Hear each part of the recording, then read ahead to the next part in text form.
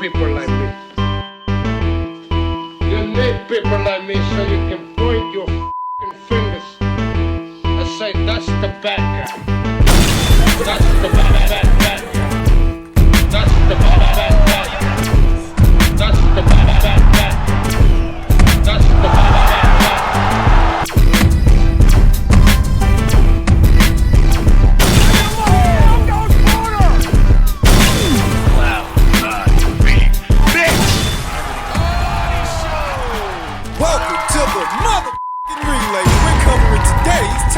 News.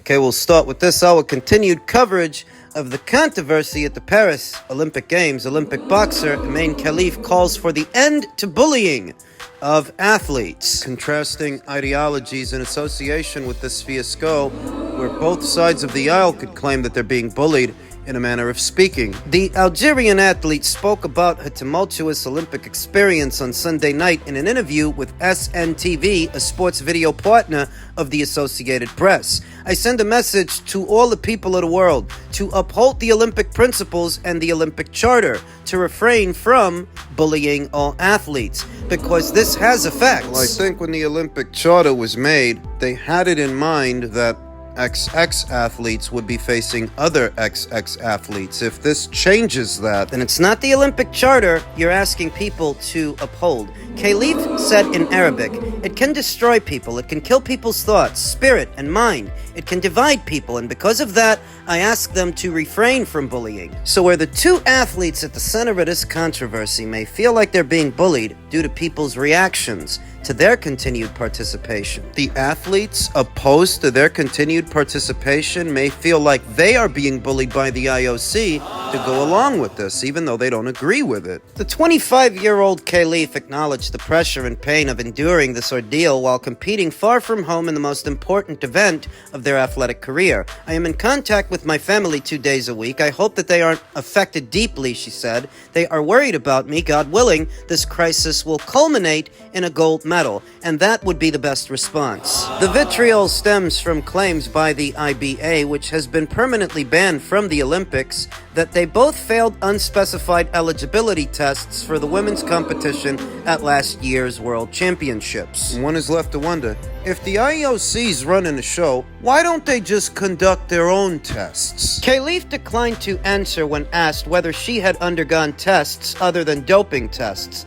saying she didn't want to talk about it. It's that lack of transparency that's causing the most outrage, that there's a feeling the IOC and the competitors themselves are not being transparent and truthful. You don't want people to listen to what the guys at the IBA said. But you're not refuting it either. You're not denying it. Khalif expressed gratitude to the IOC and its president, Thomas Bach, for standing resolutely behind her, while the banned former governing body of the Olympic boxing stoked a furor around her participation in Paris. I know that the Olympic Committee has done me justice, and I am happy with this remedy because it shows the truth. To a lot of people it doesn't. And while Emain Khalif may be happy, there are a lot of people watching that aren't happy. The athletes aren't happy. Khalif has also seen massive support after her bouts, drawing cheers when she enters the arena in crowds, waving Algerian flags, chanting her first name. She will fight again Tuesday night in the women's 66-kilogram semifinals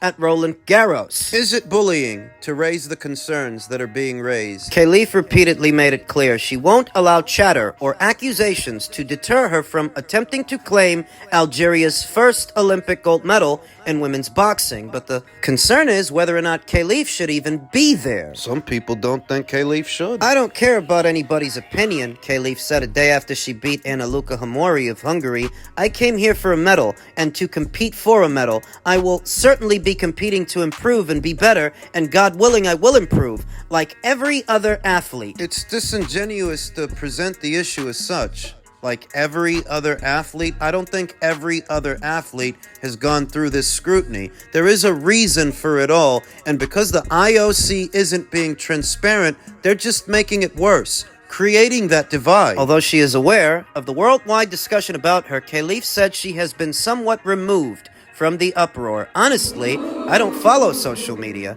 There is a mental health team that doesn't let us follow social media, especially in the Olympic Games. Whether it's me or other athletes, I'm here to compete and get a good result. I remember that Luca Hamori of Hungary, she posted a meme on her social media, on her Instagram stories, expressing her discontent at the situation. She ended up losing to Emain Khalif. Emain said that they're not allowed to use social media during the games. Luca Hamori did. Khalif started her Olympic run last Saturday with a victory over Angela Carini of Italy, who abandoned the bout after just 46 seconds. Carini later said she regretted her decision and wished to apologize to Khalif. You wonder if she was pressured to do so? Because reports seem to indicate that Luca Hamori of Hungary, she was actually pressured to take the meme down. The meme I just mentioned ahead of her fight with Khalif. You wonder if Angela wasn't pressured to apologize. The same way Luca was pressured to cooperate. That unusual ending raised the chatter around Khalif into a roar, drawing comments from the likes of former U.S. President Donald Trump, Harry Potter writer J.K. Rowling, and others falsely claiming Khalif was a man or transgender. This article comes to us by way of the Associated Press, and I think it's a bit misleading for the Associated Press to say that Khalif is being falsely accused. We don't actually know if the accusations are false. The IOC repeatedly declared her and Lin qualified to participate in the Olympics. Based on whose guidelines? And it has decreed the murky testing standards and untransparent governance of the IBA, which was banished entirely from the Olympics last year in an unprecedented punishment for a governing body. Khalif clearly felt the weight of the worldwide scrutiny upon her, and her victory over Hamori on Saturday appeared to be cathartic. After the referee raised Khalif's hand with the win, she went to the center of the ring, waved to her fans, knelt, and slammed her palm on the canvas,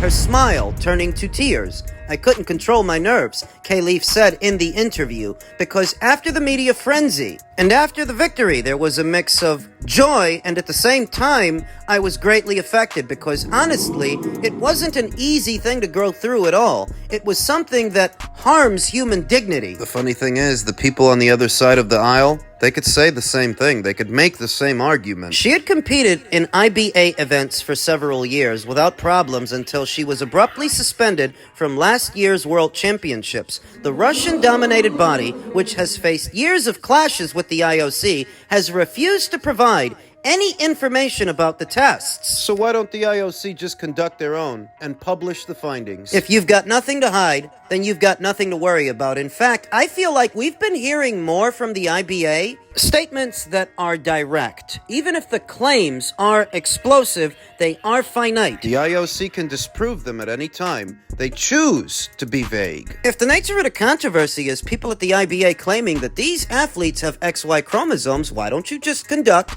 a chromosomal test, publish the findings to refute them? It could all be so simple. Because the IOC doesn't and leaves all of this to the imagination, that's why it isn't. Khalif's next bout in Paris is against Jamjing Suwanafeng of Thailand. If Khalif wins again, she will fight for a gold medal on Friday, and if she does... You guys aren't getting it.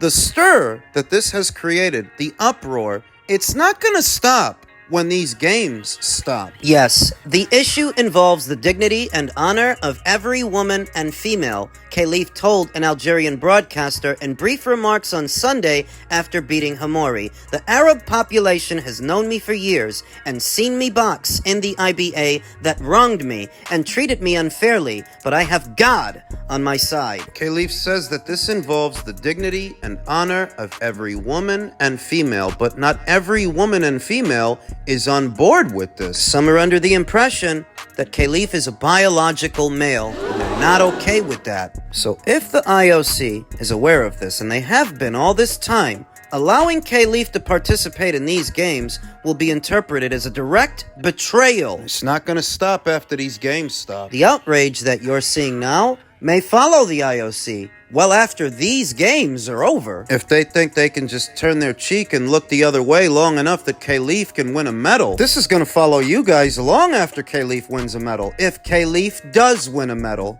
Crawford coming out right now. Crawford? Crawford, that's what you want. No, anybody but a dead body. You're gonna want this, Chris. You're gonna make sure he gets your attention, huh? Here he comes right now. Yeah, you should sit right there. Okay, sit right here. Let me get this. No, I'm gonna get you.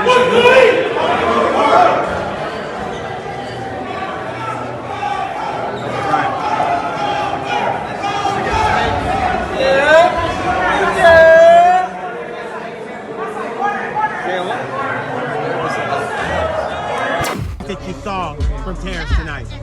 The age is catching up to Crawford. Age is catching up to Crawford, and I would love to get Crawford now before it catches to him later on. It's already there, and all I can say now is, let's see what he does next. I don't think he should fight Canelo. I think he should fight the guy that's coming up next. Teofimo Lopez actually adamant in calling out Terrence Crawford, saying that that's his match. Teofimo Lopez. He don't bring to the table neither. Trash. He trash. He used to be good, but now he trash. You heard it first. Y'all put it out there. He trash. You trash. You straight trash, dog. Teofimo Lopez caught wind of Brian Bomac McIntyre's comments that he's trash, he's garbage, to which Teofimo responded, "If I'm trash, then you're garbage," likening himself to Terrence Crawford, and I don't know why, because Terrence Crawford has been an undisputed champion more than once, whereas Teofimo, he never was. He was never undisputed at 135. Because you never fought Devin Haney. You never fought Devin for the belt that he had, and you're not undisputed now. You're not undisputed at 140 for beating a guy who used to be undisputed. He wasn't an undisputed champion when you fought him. You didn't win all the belts from him. Josh Taylor, by the time you got to Josh Taylor, all Josh had was the Ring Magazine title and the WBO title. That's all you won, and that's all you got. What's frustrating? What annoys me about this campaign from Teofimo is that I don't think it's genuine. I don't think it's for real. I don't think he's for real. If he were, then it wouldn't bother me. One fighter calling out another is an occupational hazard. It comes with the territory, it's expected, and in some instances, it's celebrated when it's genuine, when it's real. But there's nothing real about what Teofimo's doing. Why don't you think he's being for real? Because the moment he started calling Terrence out, he and the whole world knew that Terrence was spoken for, that he was preoccupied. He had just beat Errol Spence Jr., and he had to wait on Errol to decide if he wanted to run it back or not, because Errol had a rematch clause, which he activated. Teofimo knew that. Everybody knew that, because that was right after the fight. And the whole time that's going on, and Terrence is waiting for that situation to sort itself out, what's Teofimo doing? He's calling out a guy he knows isn't available, so he looks like he wants to fight him. He's calling out a guy who, before the Errol Spence Jr. fight, everybody knew. After that Errol Spence fight, win or lose, they're both gonna move up. They're both gonna go to junior middleweight while you're at 140. You knew they would both leave 147, but you call him out. Shit is fake. And you knew that he was busy, and you knew that he was preoccupied. You were calling him out. Shit is fake. He's fake. No, I don't actually think he wants to fight Terrence Crawford. I think he wants people to believe he wants to fight Terrence Crawford because he can feel himself fading into the background and becoming irrelevant. Look at the last guy that he fought, Steve Claggett. Club fighter with 7 losses and 2 draws going into that fight. You want to talk to Fight Hub about how Terrence Crawford looked at a new weight? Why don't we talk about how you looked with Steve Claggett? Steve, who's actually been knocked out before. Just not by you. Oh, Terrence looked a little human at a new weight with an unbeaten fighter, an unbeaten champion in Israel Madrimov. Hey, how did you look with a guy that had 7 losses going in? How'd you look? He doesn't want to fight Terrence Crawford. He just wants me and you to believe he wants to fight Terrence Crawford so that the journos and the periodicals have something to write about, to keep his name in circulation, because nothing he's actually doing is making news, is making headlines. All the news around 135 or 140 or even 147 really is centered around other fighters like maybe Ryan Garcia or Devin Haney or Shakur Stevenson, Javante Davis, the return of Vasil Lomachenko. There's a lot going on at or around those weights. People are talking. Though not about him, not about Teofimo. What the hell is he giving us to talk about? Nothing. Besides these wolf tickets he's selling for a Terrence Crawford fight. You want to go fight Crawford? Just go to 154 and fight Crawford then. Get Turkey Al-Sheikh on the phone, have him and Bob sit down, iron out the terms, Do the fight. It's your funeral. You think Terrence Crawford's getting old, he's starting to slip, he's up there in age. This guy would crucify you. Maybe he is getting older, but he's not too old to kick your ass. It's an easy pick. I wouldn't even want credit for that one. I wouldn't deserve it, because who in their right mind that follows the sport of boxing and claims to understand it, and what content creator with two functioning brain cells would pick Teofimo to win that fight? What sports book would make Teofimo the favorite? No, what I think we're looking at here is just another case of an irrelevant fighter clout chasing. And I'm sorry to say, in spite of what Teofimo might have done with Vasyl Lomachenko 4 or 5 years ago at 135, here at 140, he's not the same guy. He hasn't been able to stay in character. He's not as dynamic. He's not consistent. He's consistently inconsistent. You ain't the guy to do it. The day might come when Terrence Crawford overstays his welcome in the sport of boxing and he loses. The day might come where he bites off more than he can chew, but it won't be at the hands of you. You lost to George Kambosos, buddy. I didn't forget. You lost to that guy, and you can say it was the asthma and the hole in your chest or whatever it was, but you lost that fight. You looked terrible with Sandor Martin like you looked limited with Jermaine Ortiz. You didn't impress nobody in your last fight. You didn't impress nobody with Steve Claggett. See, with Teofimo, the mediocre performances are starting to outweigh the good ones. 2 standout wins over Vasyl Lomachenko and Josh Taylor. Versus a career loss to George Cambodia, mediocre performances with Sandor Martin and Jermaine Ortiz and Steve Claggett. You think I don't want Teofimo to get this opportunity? I would love for him to get this fight. I'll do a rain dance naked in the woods to the boxing gods that they make this thing so somebody can shut this kid Please. the hell up. Does he think he's got boyish charm or something? You sound like an idiot. Really wouldn't mind it if they made it for December, if they could. I'm not against Teofimo getting that opportunity. I'm just not sure that he wants it. If he got it, and the way the fight would go, Teofimo, in a very general sense, is not that creative with his offense when he's coming forward. That's why whenever a guy moves around, he starts to look human, he starts to look limited. If he's got to close the distance, pin the guy down, and get to him, that's difficult for Teofimo. In spite of a few guys with ulterior motives who were talking about yesterday's fight, it was difficult for Israel to get in on Terrence Crawford. How much more difficult do you think it would be for a smaller man in Teofimo? He's not that good coming forward in a very general sense. You tack on the height differential, the wingspan. Terrence's wingspan, he'd pick this guy off easy. Overpower him easy. Steve Claggett had him pinned down back on the ropes most of their fight. Steve. You couldn't land with enough authority to get that guy off of you. Claggett. You couldn't stop him. And don't pretend that Steve Claggett and Israel Madrimov are cut from the same cloth or of the same ilk. We all know Israel is a decorated amateur with something like 300 amateur fights. What is Steve? What was he? He wasn't a champion and he wasn't undefeated. Terrence did look a little human at a new weight, whereas for you, 140 ain't new. You've been there long enough. You've been there for about 5 fights. Come on. I'd love for Turkey to give this kid a shot. Send him up to 154, you're so big and bad, and let's see what you can do. It's got to be at 154 because it ain't going to be at 147. Terrence said he was done at 147 a long time ago. Is he supposed to take exception for you? Who are you? Who are you supposed to be, Teofimo?